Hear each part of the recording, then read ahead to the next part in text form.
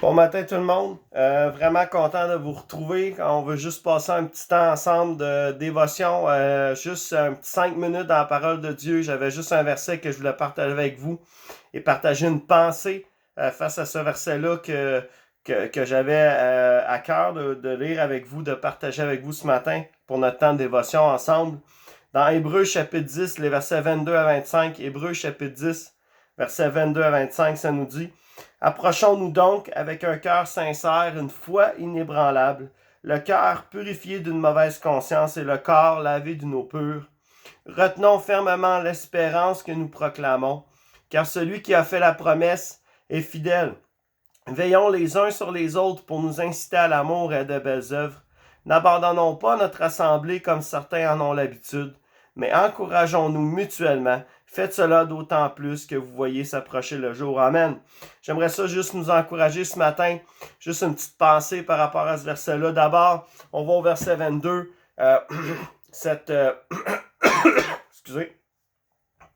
Cette pensée de pouvoir s'approcher de Dieu d'une façon sincère, avec une foi inébranlable, dans une attitude de disposer nos cœurs. On voit le cœur apparaître à plusieurs reprises dans ce verset-là.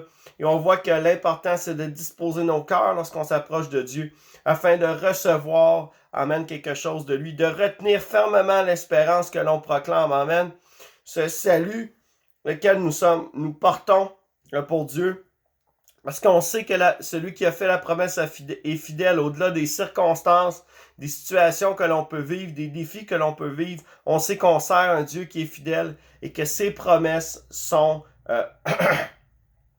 il est encore le même et ses promesses sont encore vraies pour nos vies. Et je veux m'attarder un petit peu sur le verset 24 et 25 ce matin. Excusez. Qui nous dit: Veillons les uns sur les autres pour nous inciter à l'amour et à de belles œuvres. N'abandonnons pas notre assemblée comme certains en ont l'habitude, mais encourageons-nous mutuellement. Faites cela d'autant plus que vous voyez s'approcher le jour. Amen.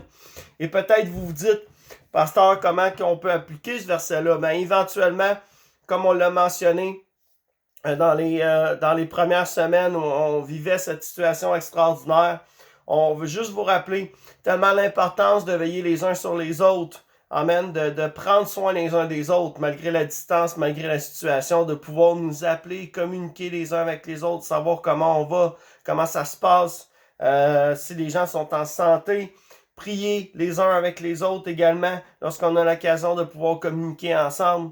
Et j'aimerais porter une attention au verset 25 qui dit: N'abandonnons pas notre assemblée comme certains en ont l'habitude, mais encourageons-nous mutuellement. Faites cela alors que vous voyez s'approcher le jour. Et comment on ne peut pas...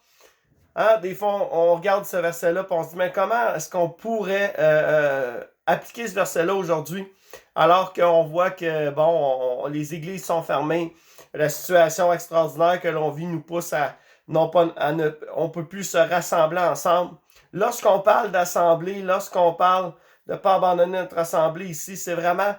l'ensemble des croyants, c'est vraiment la famille des croyants, de ne pas abandonner les gens avec qui on est unis, avec qui on est ensemble.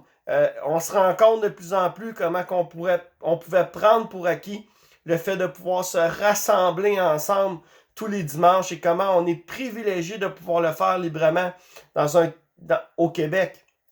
Et encore plus, on doit comprendre de ne pas abandonner, c'est de continuer, de s'encourager les uns les autres, de vivre dans cette plénitude qui est l'Église, dans le fond. L'Église, c'est nous. Et de vivre et de continuer à être fidèle dans nos dîmes et offrandes, de continuer à être fidèle, à s'encourager, à être fidèle, à s'appeler, à prendre une nouvelle, à veiller les uns pour les autres, à prier les uns pour les autres. C'est ce que ça veut dire de ne pas abandonner nos assemblées, de ne pas laisser, de ne pas lâcher prise sur la famille des croyants, l'ensemble des croyants.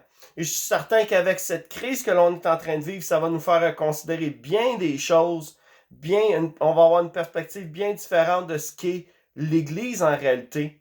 Et j'aimerais vous encourager de saisir cette réalité ce matin avec moi, que l'Église n'est pas le bâtiment, mais que c'est l'ensemble des croyants, de la famille de Dieu. Et nous sommes l'Église. Et qu'on puisse s'encourager mutuellement dans cette pensée, de ne pas abandonner nos assemblées, amen, de ne pas abandonner cette idée d'unité, d'être ensemble, qu'on est encore unis les uns aux autres et qu'on continue d'avancer malgré le fait qu'on ne peut pas être réunis dans un même bâtiment. Nous pouvons être réunis dans un même esprit, dans une même pensée, comme la Bible nous dit. Et ce matin, je veux juste vous encourager à prendre ce verset-là, à peut-être le méditer, réaliser ces vérités qui sont là, que nous sommes l'Église, amen, et nous faisons partie de ce corps que Jésus a appelé. Et peut-être juste terminer ce matin avec un simple mot de prière pour qu'on puisse être encouragés, fortifiés ensemble. Père éternel, on vient devant toi ce matin. On veut te remercier pour ce que tu fais dans nos vies. On veut te remercier pour ces temps peut-être que l'on vit qui sont plus difficiles à ces temps-ci. Mais on te prie, Seigneur, qu'on puisse réaliser, d'appliquer ces versets-là, de nous approcher avec un cœur disposé, sincère devant toi, une foi inébranlable, de rester fermement attaché à l'espérance que l'on proclame, parce que celui qui a fait la promesse est fidèle, c'est toi, Papa. Et qu'on puisse veiller les uns sur les autres pour nous inciter à l'amour ensemble et de ne pas abandonner notre assemblée, de continuer à être fidèles, à partager les uns avec les autres par différents moyens de la technologie et d'être capable de pouvoir être capable de rester unis ensemble malgré la distance qui nous sépare. Père, on te remercie que tu fais cette œuvre dans notre Église aujourd'hui et on veut te remercier que tu fais cette œuvre dans nos vies. Dans le nom de Jésus, on a prié. Amen. Soyez grandement bénis. Manquez pas dimanche notre dernier message sur la série Élevons-nous. Ça va être la quatrième partie, dernière partie de cette série. Ensuite, on va entamer une nouvelle série ensemble. Je vais vous en parler dimanche plus, ou peut-être la semaine qui s'en vient. Mais vraiment, soyez là, manquez pas ça. On va conclure cette série-là ensemble. Alors soyez grandement bénis, passez une belle journée, une belle fin de semaine à tous. Bye bye tout le monde.